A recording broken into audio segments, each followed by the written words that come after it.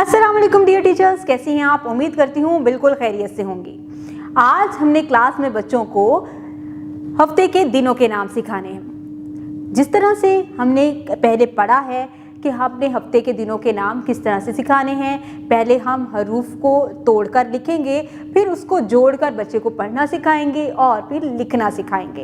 इसी तरह से आप बोर्ड के ऊपर भी और फ्लैश कार्ड के ज़रिए भी ये एक्टिविटी करवा सकते हैं ताकि बच्चे हरूफ को जोड़कर पढ़ना भी सीख जाएं और उसके बाद नए अल्फाज यानी जो हफ्ते के दिन हैं उनके नाम भी सीख जाएं। उसके बाद तरतीब आप बच्चों को बताएं कि हफ्ते का पहला दिन कौन सा होता है, दूसरा, तीसरा, चौथा दिन कौन सा होता है। तरतीब के साथ बच्चों को करवाएं। फिर उसके बाद जब एक्टिविटी करवा रहे हो, सरगर्मी करवा रहे हो, तो वहाँ पर भी बच्चों की रहनुमाई करें कि उन्होंने किस तरह से हरूफ को जोड़कर लिखना है।